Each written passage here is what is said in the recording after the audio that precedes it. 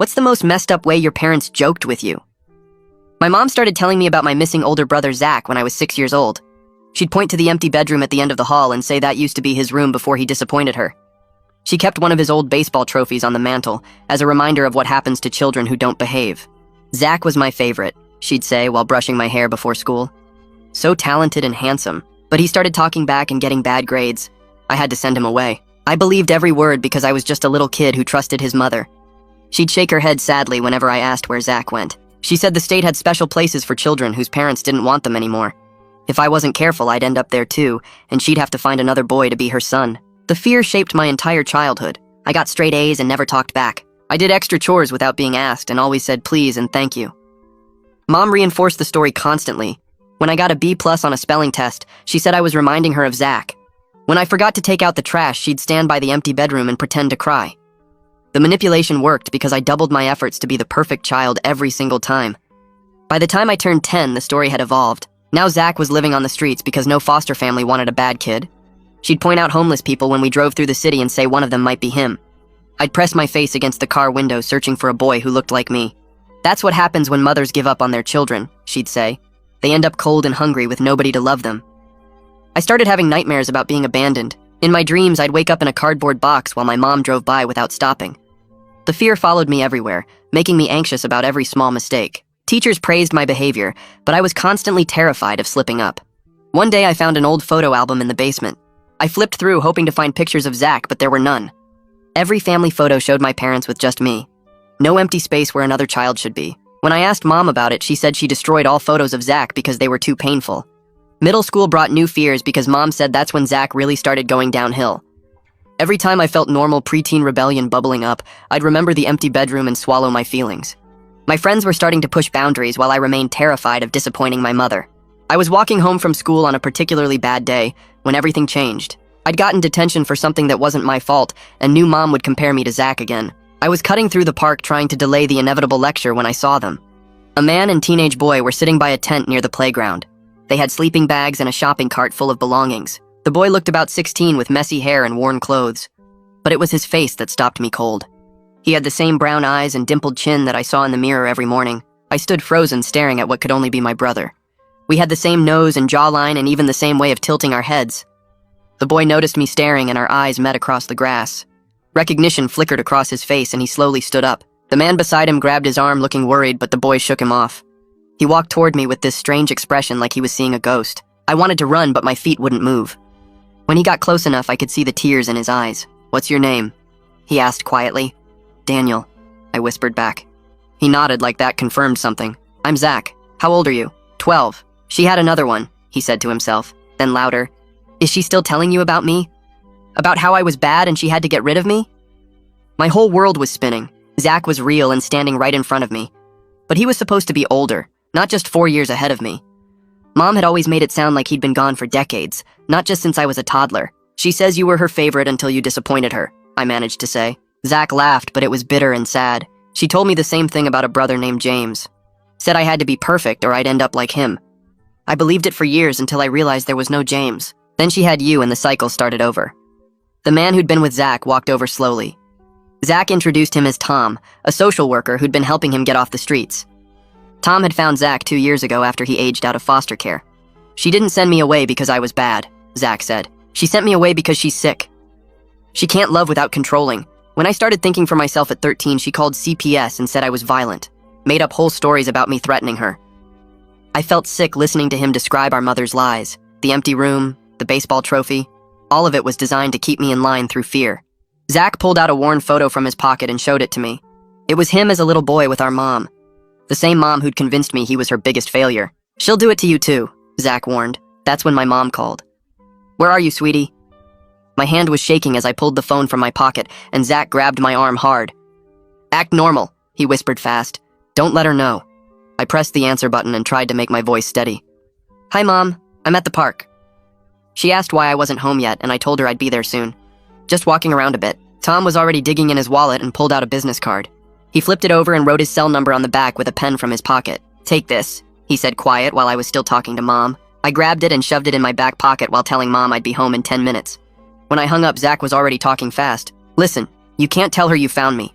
She'll flip out and make things worse for you. Tom nodded and explained they needed to make a plan. Tomorrow at the school, borrow someone's phone and text me, Zach said. Delete everything right after. We'll figure out when to meet again, but you have to go home now and pretend nothing happened. Tom added that if Mom found out too soon, she might call CPS herself and make up lies about me like she did with Zach. She's good at playing victim, he warned. I started walking away but turned back and Zach called out to keep acting scared of disappointing her for now. It keeps you safe until we figure this out. The walk home felt like forever and my legs were shaking. I kept practicing normal faces in case Mom was watching from the window.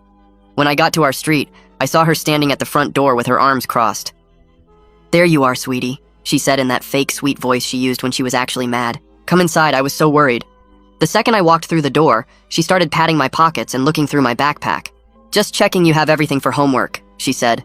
But I knew now she was looking for evidence of Zach. She found nothing because Tom's card was hidden in my back pocket, and she didn't check there. She kept talking about how dangerous the park was and how I shouldn't go there alone anymore. That night I couldn't eat dinner and Mom asked if I was sick. I said my stomach hurt from running in PE, and she let me go to my room early. I walked past the empty bedroom at the end of the hall and stopped to stare at it. The door was always closed, but I could picture it now, not as a warning about some bad kid who disappointed her, but as a prop in her twisted game. The baseball trophy on the mantle wasn't from Zach's Little League team like she always said. It was probably something she bought at a thrift store to make her story seem more real. Everything was fake, designed to keep me scared and under control. I lay in bed thinking about tomorrow and how I'd text Zach without getting caught. The next day at the school, I waited until lunch and asked my friend Jake if I could borrow his phone to call my dad about picking me up. He handed it over without questions, and I went to the bathroom stall to text the number Tom wrote down. "It's Daniel. I'm okay," I typed. Zach texted back immediately saying we could meet for a few minutes after school tomorrow behind the library. "Delete this whole conversation and act totally normal at home," he wrote. I deleted everything and gave Jake his phone back. That night, Mom started her lecture about the detention I'd gotten, and it was exactly like Zach warned. She took away my phone privileges for 2 weeks and added new rules about coming straight home after school. "You're starting to remind me of your brother," she said while I sat at the kitchen table. "First it's detention, then it's skipping class, then it's failing grades." She went on for over an hour about how disappointed she was and how I was heading down the same path as Zach. I nodded and apologized over and over, playing the part of the scared kid she wanted. "I'm sorry, Mom. It won't happen again," I said. "I'll do better, I promise." She seemed satisfied with my fear and sent me to do homework. Lying in bed later, I started remembering all the times she'd used Zach to scare me. When I was 7 and spilled grape juice on the carpet, she stood over me saying Zach used to spill things too, and look where he ended up. When I was 9 and forgot my math homework in my locker, she made me stand in front of the empty bedroom while she cried about how Zach forgot things all the time. When I was 11 and asked to quit piano lessons, she spent 3 hours telling me Zach quit baseball, and that's when everything went wrong for him. Every single threat was calculated to make me more afraid. The next few days at the school were hard because I kept spacing out in class. My math teacher pulled me aside after I failed a pop quiz and asked if everything was okay. "You're usually so focused," she said. Then the counselor, Mrs. Reynolds, called me to her office and asked similar questions. "Teachers are noticing you seem distracted," she said gently. I almost told her everything right then, but remembered Zach's warning about being careful who to trust and when to speak up. "Just tired from studying," I lied. After school, I met Zach behind the library for exactly 10 minutes. He pulled out a folded photocopy from his pocket and showed it to me. It was an old report card with James written at the top in Mom's handwriting, but everything else was typed. "She made this to show me when I was your age," he explained. "James was the made-up brother before me, and I was the made-up brother for you." The paper looked so real, but knowing it was fake made me feel sick. Tom showed up right as our 10 minutes ended and started pressuring me to tell someone at the school about everything. "Kids need multiple adults looking out for them," he said firmly. "CPS takes reports more seriously when they come from teachers or counselors, not just angry teenagers or homeless people." I nodded, even though my stomach was twisting into knots at the thought of telling another adult. Tom handed me a pen and had me write Zach's number on my hand since Mom checked my phone regularly. We agreed to meet again in 3 days if I could get away. Same place and time. Walking home felt like walking toward a storm I could see coming but couldn't avoid. Mom was waiting on the porch with her arms crossed and that fake worried expression she wore for the neighbors. She hugged me in front of Mrs. Chen, who was watering her plants next door, then gripped my shoulder hard as we went inside. The lecture lasted 2 hours with her pacing around the living room, listing all the ways I was disappointing her. She brought up Zach 14 times, counting on her fingers how I was following his exact path to failure. I apologized and promised to do better while staring at the baseball trophy on the mantle. That night, after she went to bed, I found an old notebook in my desk drawer and started writing everything down. The time she made me sleep in the hallway when I was 7 because Zach used to slam doors. The way she cried at parent-teacher conferences saying she couldn't lose another son. How she would point at homeless camps and say Zach probably lived in one. I dated each memory as best I could remember, filling 12 pages before my hands started cramping. The next morning at breakfast, she started another story about driving past a man who might have been Zach. She used the exact same words she'd used last month about his dirty clothes and how thin he looked. Even the part about him maybe recognizing our car but being too ashamed to wave was word for word the same. I ate my cereal and nodded while she performed her script, noticing how she paused at the same spots for effect. After school, I tried to slip upstairs, but Mom was waiting in the kitchen with her phone in her hand. Mrs. Porter had called about my detention, and now I was grounded for the weekend with no laptop and no leaving except for school. She took my computer from my room and put it in her closet, while explaining how Zach started with detention too. Friday dragged by with me unable to contact Zach or Tom and Mom, watching my every move at home. Saturday was worse because she made me sit with her while she did errands, keeping me in sight constantly. Sunday night I lay awake planning what to tell someone at the school, running through the words over and over. Monday morning during study hall I asked for a bathroom pass and went to Ms. Reynolds' office instead. She looked up from her computer as I stood in her doorway trying to make myself speak. I sat down and started with the empty bedroom, then the baseball trophy, then finding Zach in the park. The words came out in broken pieces while she took notes without interrupting. I told her about the fake brother named James and how Mom had done this before. I explained the threats and manipulation and how she used fear to control everything I did. Miss Reynolds' face got more serious with each detail, especially when I described Mom's grounding me to keep me from Zach. When I finished, she set down her pen and looked at me with this expression I couldn't read. She explained she had to report this to CPS by law because it was emotional abuse and I was in danger. She said someone would probably contact me within a day or two, and we would meet again tomorrow. She wrote her direct phone number on a sticky note and told me to call if I needed anything before then. Tuesday afternoon, the principal called me to his office, where he told me a caseworker named Ms. I. Krause had been assigned to my case. The intake had happened faster than expected, and she would be contacting me soon. My hands were shaking as I walked back to class thinking about what Mom would do when she found out. Wednesday morning, Mr. Krause called the school, and I talked to her in the counselor's office while Ms. Reynolds sat nearby. She explained how the investigation would work in this calm, professional voice. She would interview me first, then Mom and Zach separately, and probably do a home visit within the week. She asked me lots of questions about specific incidents and dates while typing on her laptop. That evening, Missy Reynolds gave me a copy of a written statement Zach had prepared with Tom's help. Reading his experiences made my chest tight because it was all the same patterns. The same empty room story, the same threats about foster care, the same escalation when he started questioning things. He wrote about standing in front of that bedroom while Mom cried about losing her favorite son. He described the homeless people she pointed out and the fear that followed him everywhere. Seeing it written down made me feel less crazy and less alone for the first time. Friday afternoon, Mrs. Krause came to our house for the first CPS home visit. Mom had somehow found out it was happening and prepared like she was hosting a party. She offered tea and homemade cookies while talking about how concerned she was about my recent behavior. I sat frozen on the couch as she charmed Miss Krause with stories about my good grades and activities. When Mrs. Krause asked me directly if I felt safe at home, Mom's eyes drilled into me from across the room. I mumbled something about everything being fine while my stomach churned with fear and shame. After Mrs. Krause left, I waited until Mom was in the shower and grabbed her phone from the counter. I locked myself in the bathroom and called Zach's number with shaking fingers. He answered on the second ring, and I whispered everything about the visit and how I'd frozen up. He told me it was okay, that he'd done the same thing many times when he was my age. Then he explained what Mom had done to him when he was 13, and finally started pushing back. She'd filed false reports claiming he hit her and stole money from her purse. She told CPS he'd threatened to burn the house down and hurt me when I was just a baby. She convinced teachers and social workers that he was violent and dangerous, when really he'd just started asking why there were no photos of James.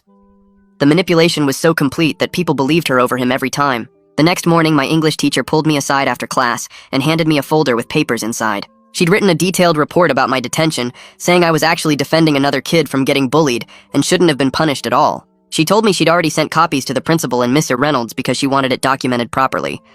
Having an adult see the truth and actually do something about it made my chest feel lighter for the first time in days. I thanked her and tucked the folder into my backpack, feeling like maybe adults could help after all. When I got home that afternoon, Mom was waiting by the door with my backpack already in her hands. She dumped everything onto the kitchen table and started going through each pocket and folder like she was looking for drugs or something. Her fingers found Tom's business card that I'd stupidly kept hidden in the small front pocket. She held it up between two fingers and asked in her sweet, concerned voice who this was and why I had his number. My brain scrambled for a lie, and I told her some random guy at the park gave it to me last week, and I forgot it was even there. She studied my face for way too long before setting the card down and telling me to be more careful about taking things from strangers.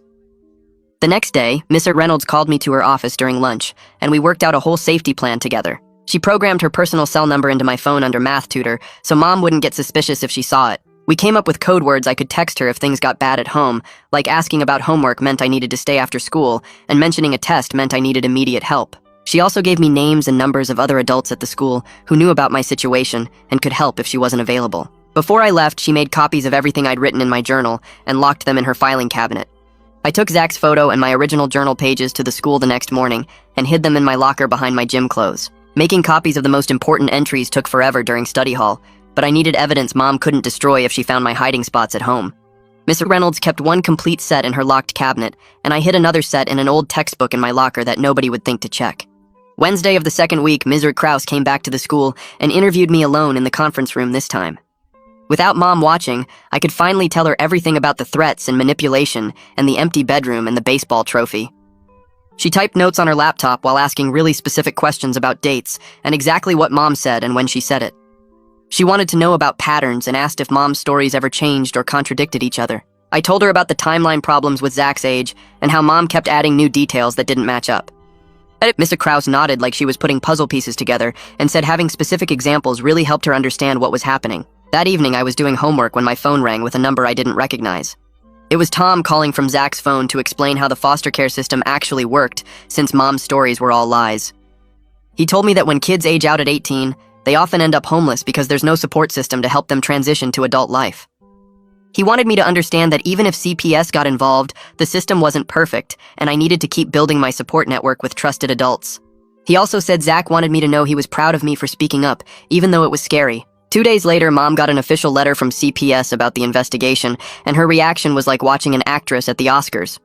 She cried huge tears while reading it out loud and kept saying she couldn't believe her own son would betray her like this after everything she'd done for me.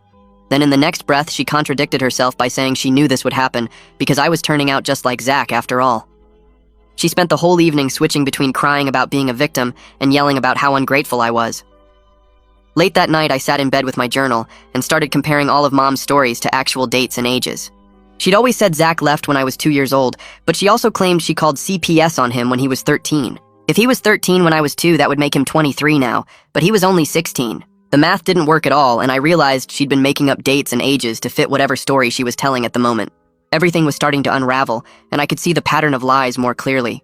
Meanwhile, Miss Krause met with Zach at Tom's office downtown, where he showed her his old CPS records with all of Mom's false allegations from 3 years ago.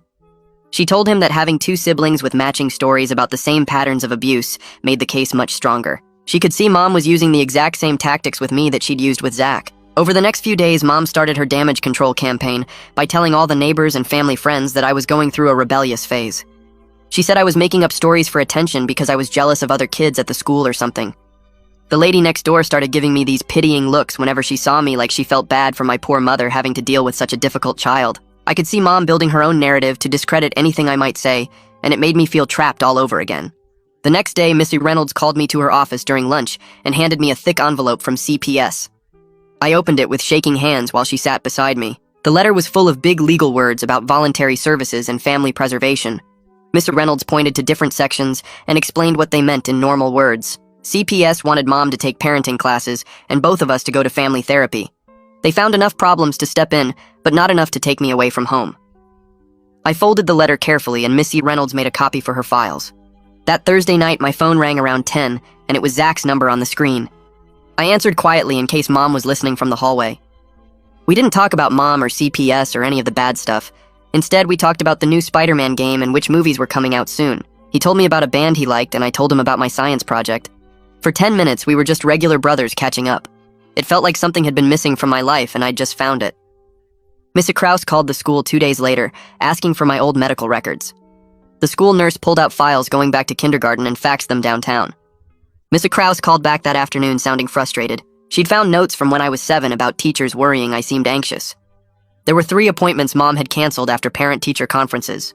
My second grade teacher had written concerns about my fear of making mistakes. None of these red flags had been connected until now. The winter concert came 2 weeks later, and Mom dressed up nice and sat in the front row. When other parents came over, she bragged about my straight A's and perfect attendance. She told them how proud she was of her well-behaved son.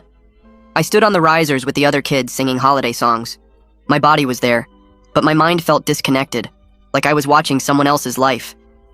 Mom took pictures and posted them online with captions about her talented boy.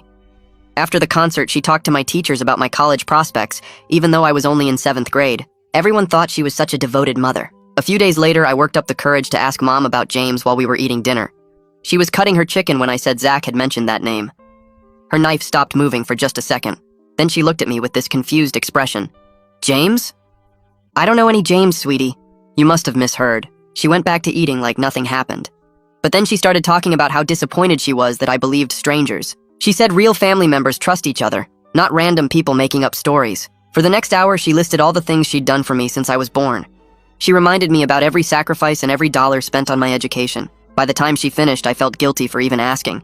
The following Tuesday, I was doing homework in my room when I heard the doorbell. Mom answered it, and I recognized Miss Krause's voice asking to come in. Mom hadn't been expecting her, and I could hear the fake sweetness in her voice as she invited Mrs. Krause inside. I stayed upstairs but kept my door cracked to listen. Mom was in the middle of one of her lectures about my recent behavior. I heard her using my full name like she always did when she was mad. She was telling Miss Krause how I'd been acting out lately, and maybe I needed to go somewhere for troubled boys. Miss Krause's voice stayed calm as she asked Mom to clarify what she meant. Mom kept talking about how hard it was to manage a difficult child. Miss Krause wrote everything down and asked if she could speak to me privately. Mom called me downstairs and I could see the anger in her eyes even though she was smiling. Miss Krause asked me some questions while Mom hovered nearby. I kept my answers short and didn't make eye contact with either of them. After Mrs. Krause left, Mom went through the mail and found the phone bill. She started checking the numbers and found texts to a number she didn't recognize. She called it from her phone, and when it went to voicemail, she heard Tom's voice. Mom's face turned red and she started screaming. She said I was forbidden from contacting Zach ever again. If I tried to reach him, she'd send me to live with Dad's relatives in another state. She'd always told me they didn't want me, but now she said they'd take me if she asked. She grabbed my phone and deleted Zach's number while I watched. The next morning, I felt sick to my stomach thinking about facing Mom after school. During math class, I texted Ms. Art Reynolds the code word we'd set up. She texted back that I should come to the library after school. I stayed there doing homework while she called Mom to say I was in tutoring. Tom picked me up at 7 when Ms. Art Reynolds said Mom had calmed down enough. He drove me home in silence and walked me to the door. Mom answered with her normal face on, thanking Tom for bringing me home safely. She even offered him coffee, but he politely declined. After he left, she went to her room without saying anything to me. The next week, CPS sent an updated safety plan that Mom had to sign. I had to attend an after-school program 3 days a week now. Miss Reynolds would check in with me twice a week during study hall. Mom couldn't refuse without looking suspicious to the court. She signed the papers but made comments about how inconvenient it was to drive me places. She said other parents didn't have to deal with this kind of interference. Meanwhile, Tom was helping Zach fill out applications for youth housing programs. They spent hours on paperwork and gathering documents Zach needed. 2 weeks later, Zach got a letter saying he'd been approved for a studio apartment. The program would help with rent for 2 years while he got on his feet. It was small and basic, but it would be his own place with a door that locked. Tom took him to see it, and Zach sent me a picture through Tom's phone. It was just one room with a tiny kitchen area, but Zach was smiling bigger than I'd ever seen. This was the first real stability he'd had since Mom kicked him out. Tom said they'd move him in next month when the current tenant left. 2 days later, Zach texted me through Tom's phone saying he had something important to show me. I met them at the library after school where Zach pulled out his old phone that barely worked anymore. He scrolled through files until he found an audio recording from 3 years ago. He pressed play and I heard Mom's voice talking to someone on the phone about him. She was saying Zach had pushed her down the stairs and she was scared for her safety. Her voice was calm and practiced like she was reading from a script. She said he'd threatened to hurt her if she didn't let him do whatever he wanted. She said she found bruises on her arms from where he grabbed her. Everything she was saying was a total lie, but she sounded so believable. The recording went on for 10 minutes with Mom adding more and more fake details about violence that never happened. Zach said he'd started recording her after realizing she was making stuff up because nobody believed him without proof. 3 days after that, Mom called CPS saying I'd pushed her against the kitchen counter and she was afraid I might really hurt her next time. She said it happened Tuesday afternoon around 4 when I got home from the school. But Missy Reynolds had already documented that I was in her office for our regular check-in from 3:30 to 5 that day. When Mr. Krause called the school to verify Mom's claim, she found out I couldn't have done what Mom said. Mr. Krause came to the school the next morning looking more serious than I'd ever seen her. She sat me down in the counselor's office and explained that Mom's false report changed everything. She said lying to CPS about abuse was a crime and showed Mom wasn't cooperating honestly. She was filing paperwork asking for court oversight because voluntary services weren't working. She explained this meant a judge would look at everything and make decisions that Mom would have to follow. The court would decide about therapy and visits, and Mom couldn't just ignore it like she was doing now. 2 weeks later, we had to go to family court for the intake hearing. The courtroom was smaller than I expected, with wood panels and fluorescent lights that made everyone look sick. Mom wore her nicest dress and kept dabbing at her eyes with a tissue, even though she wasn't actually crying. The judge asked me to come up to a microphone and tell him if I felt safe at home. My voice shook as I said sometimes I felt scared when Mom got really mad. Mom made this wounded gasping sound behind me like I'd stabbed her. The judge asked more questions about what made me scared, and I told him about the threats to send me away. After 20 minutes of questions, the judge said he was ordering psychological evaluations for both Mom and me. He also ordered temporary supervision requirements, including mandatory therapy and supervised visits between Zach and me. Mom had to agree to everything because the other option was the judge might remove me from her custody completely. She nodded and said yes through clenched teeth while glaring at me when the judge wasn't looking. The court orders said I had to see a therapist named Mr. Porter twice a week starting immediately. Mom had to attend parenting classes every Saturday for 3 months. Zach and I could have supervised visits once a week with Tom present. Mom also had to let Mrs. Krause do home visits without advance notice. My first appointment with Mr. Porter was the next Monday after school. His office was in a regular office building with gray carpet and motivational posters on the walls. He was younger than I expected, with glasses and a beard. He didn't push me to talk right away, but explained the rules about what he could and couldn't tell other people. He said unless I was hurting myself or someone was hurting me, our conversations would stay private.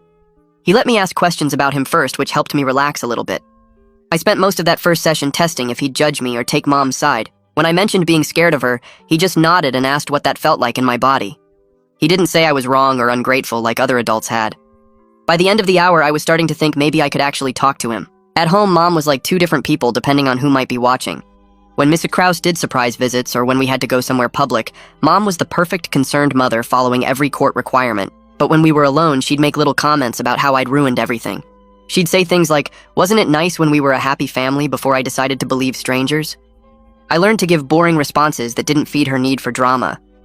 When she'd try to start something, I'd just say okay or I don't know and go to my room. She hated it but couldn't complain to anyone without admitting she was breaking the rules about emotional manipulation. Meanwhile, Zach finally got to move into his transitional housing unit on the 1st of the month. Tom drove him there with 2 garbage bags of clothes and a box of personal stuff he'd kept in storage. The studio was tiny with just one main room, a bathroom and a corner with a hot plate and mini fridge they called a kitchen. But Zach had the biggest smile as he put his key in the lock for the first time. Tom helped him get basic furniture from donation centers, including a twin bed, a small table, and 2 folding chairs. For the first time in 3 years, Zach had an actual address and a door that locked, and a place that was just his. At the school, my grades started slipping because I couldn't focus on homework when my whole life was falling apart. My straight A's turned into mostly B's with a C in science. I told Mr. Reynolds during our check-in, and she said it was completely normal when your world was turned upside down. She helped me talk to my teachers about what was happening without giving too many details. Most of them were more understanding than I expected. My science teacher said she'd give me extra time on the next test, and my English teacher let me turn in late assignments without penalty. The school counselor worked with my teachers to create a modified academic plan that gave me official accommodations. I could take breaks during class if I felt overwhelmed and had extra time on all tests and quizzes. I could also eat lunch in Mr. Reynolds' office instead of the cafeteria when I needed quiet space. The pressure to be perfect that I'd carried my whole life started to ease just a little bit. Mom started asking weird questions after my second therapy session with Mr. Porter. She'd wait in the car and then drill me about what we talked about all the way home.